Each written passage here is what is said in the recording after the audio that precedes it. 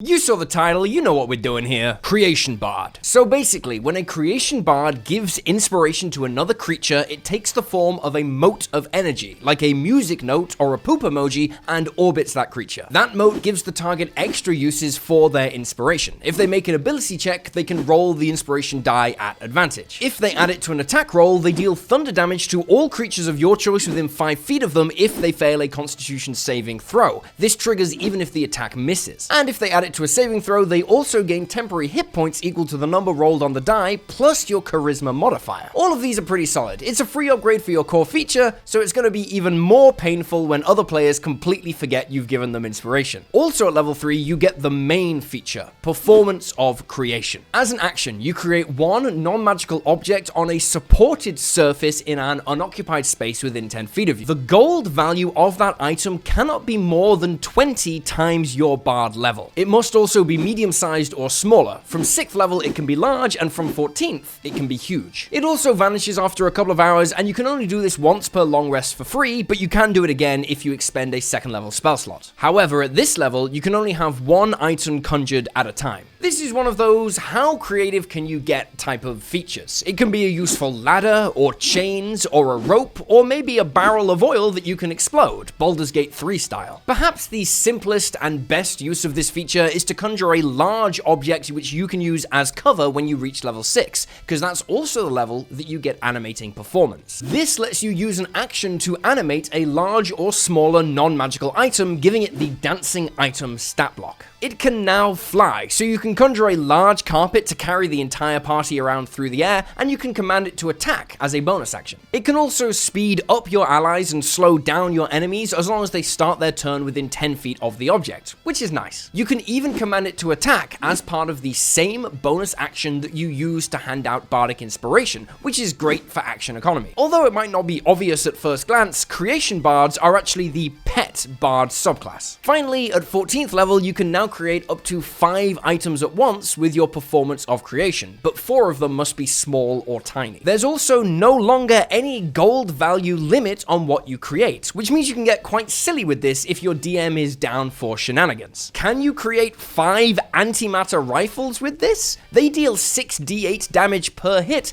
and technically fit all the requirements. Or maybe just 5 vials of purple worm poison to push through 60d6 additional damage over the course of 5 attacks. Or you can just use it to conjure incredibly rare or expensive material components for spells, like the 1000 gold value diamond you need for the resurrection spell, or a specific planar tuning fork to cast Plane Shift. Honestly, it's hard to evaluate because it's either insanely powerful or the DM puts a load of restrictions on it and it's just kind of bad. The huge scope for DM intervention on the Creation Bard makes it very wonky to rank. However, don't sleep on the sheer utility of your improved bardic inspiration die and the fact that you can summon a moving large object which acts as mobile full cover or a flying mount for the entire party. That's good. They're also very creatively rewarding. I'm going to put them in low A tier. Dance Bard. When the Dance Bard first dropped, everyone's question was, okay, why would I ever play a monk now? Well, in the end, they upgraded the 2024 monk a lot as well, but the fact that Dance Bards are fantastic monk-style melee strikers while also being 9th level spellcasters is still true. From level 3, when you aren't wielding a shield or wearing armor, you get the following benefits. Your AC is 10 plus dex plus charisma. You have advantage on performance checks made to dance. Anytime you expend a use of bardic inspiration, be it as an action, reaction, or bonus action, you can make one unarmed strike as part of that same action. And you can use dex in place of strength for your unarmed strikes, and they deal damage equal to your bardic inspiration die. That starts at a d6 and climbs to a d12 when you reach level 15. You're actually punching harder than a monk for a lot of the late game. Most of the time, this is just some fantastic unarmored AC, and you get to punch someone in the face every time you hand off a bardic inspiration die as a bonus action. Level 6 lets you drop a reaction when an enemy ends its turn within 5 feet of you 2 to expend a Bardic Inspiration die, which lets you punch them in the face immediately, and then move up to half your movement speed without provoking opportunity attacks. Then, an ally within 30 feet of you can also move up to half their movement speed as a reaction, again without provoking opportunity attacks. You can also expend a Bardic Inspiration die when you roll initiative from this level to give yourself and everyone else in your party a bonus to their initiative equal to the result. That is fantastic. Going first matters a lot in this game. Don't sleep on it. Finally, at level 14, you have the Monk's Evasion trait, and any allies within 5 feet of you share it. It's good. Dexterity saving throws are very common, evasion is a great trait, and the fact that you share it makes it better. Yeah, it's simple for a capstone feature, but considering at this level you're punching for 1d12 and you've got a standing AC of 20, 25 if you take the shield spell, you are doing just fine. All in, dance bards are fun and powerful. Sure, most of the power comes from the fact you are a 9th level spellcaster and the subclass features are just extras on top, but the core mechanics buff the party nicely and just give you some simple damage, which is actually the thing bards struggle with the most. These are 80. Wilburton, I've just realized something. Yes, my lord. So you know, Wilburton, how the entire world belongs to the British? Oh, my lord, British imperialism is dead, and it's the great shame of our national history. Nonsense, Wilburton, the world belongs to Queen Victoria. But why stop there, Wilburton? We can conquer space, Wilburton! Space, my lord? Yes, Wilburton. Our allies at Chapekku have provided us with a whole host of sci-fi maps to chart our progress through the stars. It's not only rustic fantasy, Wilburton. Oh! Golly! And they even have custom token generation, Wilburton, for us to catalogue the many sensual alien species we meet in the heavens. Make haste, Wilburton! Notify the Navy, for we now have the tools to adventure in the stars. Yes, sir, my lord! Chapekku are the ultimate cartographers for all games and systems. Thousands of battle maps, not only for traditional fantasy, but futuristic and sci-fi games too. Plus epic scenes to bring your locations to life, and hundreds upon hundreds of fully customizable tokens. All available at chapekku.com. Use my link below to grab whatever materials you need, like access to all sci-fi maps, scenes, and tokens with the complete sci-fi bundle. Upgrade your adventures today with Chapekku. Link in description. Eloquence Bard. If you look up total bollocks in the dictionary, you'll get a picture of these guys. Eloquence Bards get Silver Tongue and Unsettling Words both at level 3, and they are both kind of broken. Silver Tongue says whenever you make a persuasion or a deception check, you can treat any result on the d20 that is a 9 or lower as a 10. With expertise in either of those skills, which bards get for free, you can never roll lower than a 17 at this level, jumping up to 20 when you reach level 5. Now, we can go over the fact that deception and persuasion aren't actually mind control, and you can't force a creature to do something it would never normally do with one good ability check, but even then, the raw power of being able to gaslight almost anyone into believing almost anything in roleplay is crazy. It's also crazy in a kind of boring way. There's no cool mechanical twist here, you just can't lose. Honestly, once you get beyond level 9 with this, you might as well not bother rolling. But you're not just incredibly strong outside of combat. Unsettling Words lets you use a bonus action to gaslight a creature within 60 feet of you into depression. That creature then has a penalty to its next saving throw equal to a roll of your Bardic Inspiration die. In a world of Charm Monster, Banishment, Dominate Person, Polymorph, Hypnotic Pattern, and a million other spells that basically end an encounter on the spot if a target fails one save, this is wildly powerful. And that's before you have Silvery Barb's backup on top. Level 6 is also great. Whenever an ally fails a roll that they used your Bardic Inspiration to improve, they don't expend the Inspiration die. They get to keep it and use it again. Simple, but powerful. And you also have Universal Speech at level 6, which does basically what it says. You can talk to creatures no matter a language barrier in small groups a few times a day. You can actually use this to set up a spell on a creature that doesn't normally share a language, like the command or suggestion spells. It is better than it looks, as well as being good roleplay. Finally, level 14 lets you inspire people more often. Whenever a creature succeeds on a d20 test using your bardic inspiration, you can use a reaction to inspire another creature within 60 feet of you without expending a use of it. You can do this 5 times a day, which is fantastic. It means you can keep inspiring your allies without actually expending uses of your bardic inspiration, so you can save them for unsettling words. Eloquence Bards have it all. Busted features, useful features, cute roleplay features, and features that let you get the most out of your other features. You saw this coming, they're S tier, come on. Glamour Bard. This art goes harder than anything else in the D&D canon, and damn it, the subclass kind of keeps up. Glamour Bards are the Charming Bards. Level 3, you get both Charm Person and Mirror Image automatically prepared all the time, and they are both great spells. Also, immediately after you cast an enchantment or illusion spell using a spell slot, you can target a creature within 60 feet. They make a wisdom save, and on a fail, they are charmed or frightened of you for 1 minute. They can also repeat the save at the end of each of their turns to break free early. You can do this once for free and then regain a use of it at any time by expending a use of bardic inspiration. As a free upgrade to a regular spell, this is great, but it gets pretty disgusting when you start applying it to illusion or enchantment spells that you can fire off as a bonus action or a reaction, like Misty Step or Silvery Barb respectively. The action efficiency here is wild. You also get Mantle of Inspiration at level 3. As a bonus action, you can expend a use of BI, I'm calling Bardic Inspiration BI now, and target a number of creatures equal to your Charisma modifier. Those creatures gain temporary hit points equal to 2 times the result on the BI die, and then they can move up to their movement speed without provoking opportunity attacks. This is a wonderful buff to the party's tankiness, and all of that was just at level 3. Level 6, you always have the Command spell prepared, and you can cast it as a bonus action without expending a spell slot. When you do, you can begin concentrating, and for as long as you are, you can cast Command as a bonus action every turn without a spell slot. And any creature charmed by you automatically fails its saving throws to resist the command spell. Considering you can attempt to charm a creature for free on any enchantment or illusion spell, and the fact that command can steal an enemy's turn and knock it prone with just the grovel command, and the fact that you can do this on the same turn as casting another spell because it doesn't cost a spell slot, yeah, this is crackers. You can do it once for free, and you can do it again at the cost of a 3rd level or higher spell slot. Level 14 rounds you out with another bonus action feature. You assume a majestic presence for 1 minute, and the first time on a turn a creature hits you with an attack roll, they need to make a charisma saving throw or just miss instead. This is some nice defense. It even blocks critical hits, for Christ's sake. I love Glamour Bards. Are they as obviously broken as Eloquence Bards? No. Do they have a lot of bonus action features which kind of compete a little bit? Yes. Are they really cool and still powerful as hell? Absolutely. Does the art do something to me?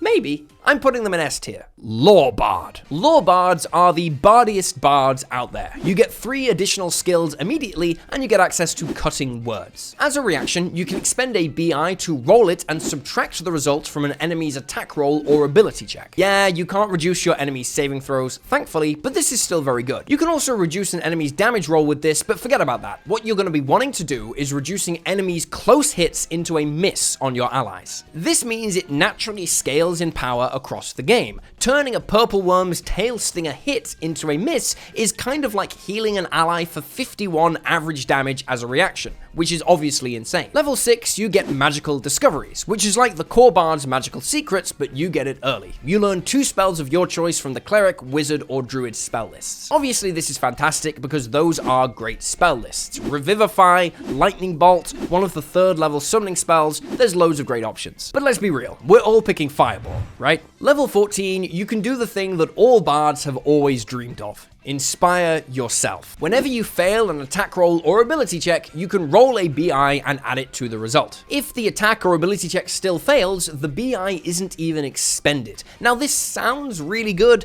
but it is worth bearing in mind that bards don't have too many powerful attack roll based spells, so it's not quite as good as you might initially think. However, there are some really nasty ones that you can pick up via magical secrets if you want to build into this, like Plane Shift or Blade of Disaster. Of course, course, this would be way better if it could buff your saves, but you know, we take what we can get. Lore Bards are good. They're probably overhyped because getting Fireball feels so exciting, but they're solid all the way through. They're comfortable A-tier material. Spirits Bard. Okay, so the Spirits Bard is cool, there's no doubt. You get the Guidance cantrip, which is fantastic in 2014 D&D, and its range is boosted to 60 feet when you cast it. You also get some spooky spellcasting focuses to help out with your roleplay, and from 6th level, whenever you cast a Bard spell through them, you can add 1d6 to the healing or damage of that spell. It's mid, but whatever. Your main feature is Tales from Beyond. As a bonus action when you're holding your spiritual focus, you can roll your bardic inspiration die. You then bank an effect depending on the result on the die, which corresponds with this table that you can later activate as an action. So if you roll a 1 on your bardic inspiration die, you get the ability to give a target advantage on all their intelligence, wisdom, and charisma ability checks for 10 minutes as an action at some point later that day. There's a lot of variation in what you can do with these effects. Again, just consult the table, but the fact that you pull them at random makes this a hard bard to build around. The abilities do go up in power as you get further down the table, however, which is a nice way of reflecting you growing in power as your bardic inspiration die increases in size. Level 6. You can spend an hour during a short or long rest to perform a ritual with a number of creatures equal to your proficiency bonus. After the hour is up, you learn one spell of your choice from any class spell list of a level equal to the number of people who took part in the ritual, but it must come from the divination or necromancy schools of magic. You have access to that spell until the start of your next long rest. This is flavorful, but it's a lot of effort for a feature which is completely outclassed by the Lore Bard's 6th level feature and is made kind of redundant once you reach level 10 and get magical secrets anyway. Still, Summon Undead or Revivify are great options to have access to. Finally, at level 14, you can roll twice on the table when you use your Tales from Beyond and choose the result that you want. If you roll the same on both dice, you instead get to choose any option from the entire table. This is, yeah? I mean, 2 shots at getting a good result on the table and a 1 in 12 of getting to choose the best one is better, I guess, but it's still unreliable. All in, the Spirits Bard is a beautiful package wrapped around a fundamentally unreliable and kind of lacking in power subclass. It is objectively badass, do not get me wrong, but practically, it's the weakest bard out there. You also have to be literally holding your spirit focus to access a bunch of your abilities, which can be limiting, especially in certain multi-class builds. I adore the vibes, but this is a C-tier bard in terms of power. Swords Bard. The first of a few weapon-focused bards, Swords Bards are all about, well, swords. You get proficiency in medium armor and with the scimitar at 3rd level, and you can use any weapon you are proficient with as a spellcasting focus. You also get access to the dueling or 2-weapon fighting styles, both of which are pretty solid. Finally, you get Blade Flourish. When you take the attack action, your speed increases by 10 feet until the end of the turn, and if you hit a creature with an attack, you can perform a special maneuver. All 3 flourishes expend a use of your BI to use and add the result on that die to the damage you deal. Defensive Flourish also adds the result on your BI to your AC until the start of your next turn. This can actually be a pretty wild boost to your AC, and remember that you can always cast Shield on top of this to push your AC to kind of ridiculous levels. Like, that could be plus 17 AC at the later levels of the game. Slashing Flourish deals your BI damage to all creatures within 5 feet of you, not just your initial target. This is actually low-key busted if you do some frankly ridiculous exploitation of the rules, but we don't need to go into that here. You can check out this video. Mobile Flourish knocks the target back a number of feet equal to 5 plus the number you rolled on your BI, and then you can use your reaction to move up to them if you want to keep on top of them. Although Defensive Flourish is probably the best of the 3, they're all pretty good, as long as you don't roll low on your Bardic Inspiration roll. It's just a shame that they require a Bardic Inspiration to use, because you've only got 3 of those per long rest at this level. Level 6, you get the standard extra attack, and at level 14, whenever you perform a Blade Flourish, you can use 1d6 instead of expending a use of your Bardic Inspiration for that roll. Sure, you're trading a d12 down to a d6, but you can now guarantee a flourish every turn at no resource cost. This is fantastic. All in, Swords Bards are solid. They get noticeably much better once you reach level 5,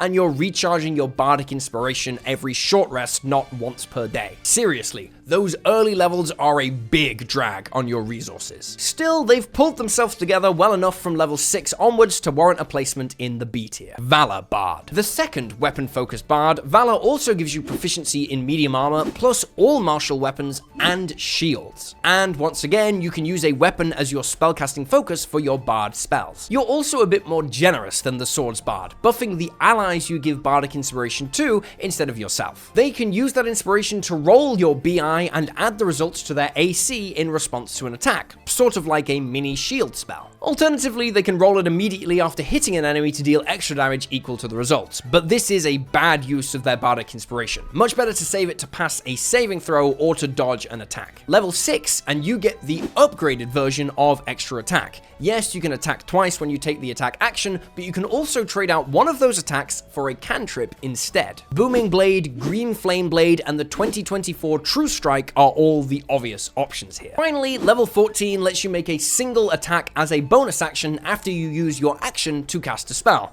This is great, just nice action economy. This also lets you strike immediately after using an action to buff yourself with a spell like Conjure Minor Elementals, seeing the benefits at once. Due to being way less taxed by resources in the early game and getting the much better spellcasting extra attack, Valor Bards go in A tier, sneaking above their Swords Bard competition. Whispers Bard. Finally, we have the Whispers Bard, another subclass that kind of leans into weapons. From 3rd level, whenever you hit a target with a weapon attack, you can drop a use of BI to deal 2d6 additional psychic damage to the target. The damage increases to 3d6 at 5th level, 5d6 at 10th, and 8d6 at 15th. It's basically just sneak attack, although it does eat into your BI pool, which as previously discussed, is very limited in the early game. You also get Words of Terror at 3rd level, letting you gaslight enemies into a panic attack. If you speak to a humanoid alone for at least 1 minute, they need to make a wisdom saving throw, and if they fail, they are frightened of another creature of your choice for the next hour, or until they're attacked or they see their allies get attacked. Even if the creature passes the save, it has no idea what you tried to do, and you can do this once per short rest. Hilarious? Yes. Useful? Sometimes. It can be hard to get the stars to align for you to actually get use out of this, but when you do, it can come in handy. Plus, it's fun to roleplay as the scheming, worm-tongue style character. Level 6, you get Mantle of Whispers. When a humanoid dies within 30 feet of you, you can capture its shadow as a reaction. You then have that shadow until you use it or finish a long rest. As an action, you can use the shadow to disguise yourself as that creature when they were alive, and you have access to all the knowledge they had in life that they would casually share with an acquaintance. Creatures have to succeed on an insight check contested against your deception to identify the real you, and you get a +5 on that check thrown in. Considering you can stack expertise on this as well, and your charisma is already going to be high, and you're a hard person to spot. Hilarious? Yes. Useful? Sometimes. Once again, it can be hard to make the most of this. It does have to be a humanoid, and you can kind of do most of the same thing with the 1st level spell Disguise Self. Finally, at 14th level, you get Shadow Law. As an action, a creature within 30 feet of you has to make a wisdom saving throw, and on a fail, it's charmed by you for 8 hours, or until you or your allies attack it. The charmed creature obeys your commands for that time, although it won't fight for you or risk its life. This is another cool roleplay feature, which is kind of just emulating the effect of a spell. This time the 4th level charm monster, but with an 8-hour duration. Look, Whisper Bards are cool, but they're not that strong. Your Psychic Blades damage is doing most of the carrying here, and it's not that wild of a feature, really. Still, if you want the fun of sneak attacking while still being a full spellcaster, this is how to do it. Like with the Swords Bard though, it's difficult to get this going before your BI is recharging every short rest, so those early levels are gonna be tough. I think they're limited just enough to warrant a high C tier placement, but being low power does not mean bad. This is definitely a really fun subclass to play. Okay, so they dropped another Bard subclass since I recorded this video, so we're back in. So the College of the Moon Bard kind of reminds me of the new Archfey Warlock in that they're all about teleporting. Level 3, you can turn invisible and teleport as part of the same bonus action that you use to hand out Bardic Inspiration. You're then invisible until the end of your next turn or until you attack, cast a spell, or deal damage. Because bards aren't really about making attacks, that invisibility isn't going to do much for you offensively unless you maybe multi-class with rogue to generate free sneak attack damage and advantage on your next turn. But in most builds, this is just going to make you harder to hit and harder to find. It's solid. You also get Lunar Vitality. Once per turn, when you restore hit points to a creature with a spell, you can expend a Bardic Inspiration to add the results to the healing you give. That creature's speed also then increases by 10 feet until the end of its next turn. This one is terrible, at least for now. It is so much better to simply hand out Bardic Inspiration to boost your allies directly. At this level, it's an average of 3 points of additional healing in exchange for an entire Bardic Inspiration and a bonus action teleport and invisibility. Finally, you get a Druid cantrip of your choice. All the greatest hits are available, but mostly I like the idea of Shillelagh. That can let you attack with Charisma and potentially lean into some kind of freakish multi-class build where you actually do want to attack to make the most of your invisibility. From level 6, you always have the spell Moonbeam prepared. It deals 2d10 radiant damage to any targets in a 5-foot radius cylinder, and on subsequent turns you can take a magic action to move it around and potentially damage more creatures. When you cast it, you can also modify it, so anytime a creature fails its saving throw to resist damage from Moonbeam, you can grant another creature within 60 feet 2d4 points of healing. Assuming you can catch 2 enemies in this when you move it around, that is hopefully 4d10 damage and 4d4 points of healing every turn at the cost of your action. Not bad, but nothing insane. Against big groups of enemies though, where you can potentially catch multiple people in that beam, suddenly it gets pretty great. Finally, at level 14, your level 3 abilities all get a buff. Firstly, when you turn invisible and teleport upon giving an ally Bardic Inspiration, that ally can also use their reaction to teleport and turn invisible until the start of their next turn. Emphasis on the start of their next turn, so you can't give an ally invisibility to set up big damage on an advantage attack. That's a shame, but this is still pretty solid. The other buff is to your Lunar Vitality.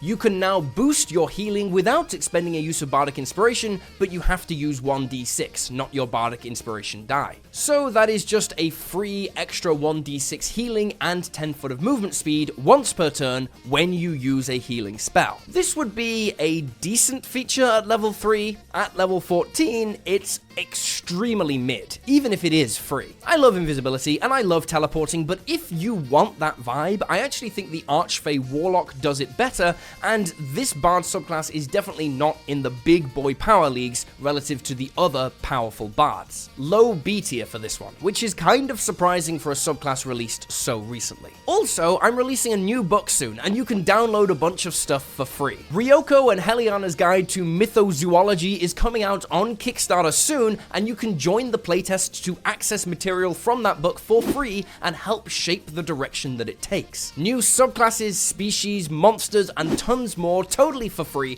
Just click the link down below to follow along with the project and help with the playtest. It's going to be awesome. Also remember to like and subscribe, check out other videos on the channel, and yeah, that's all I got. I'll see you next time.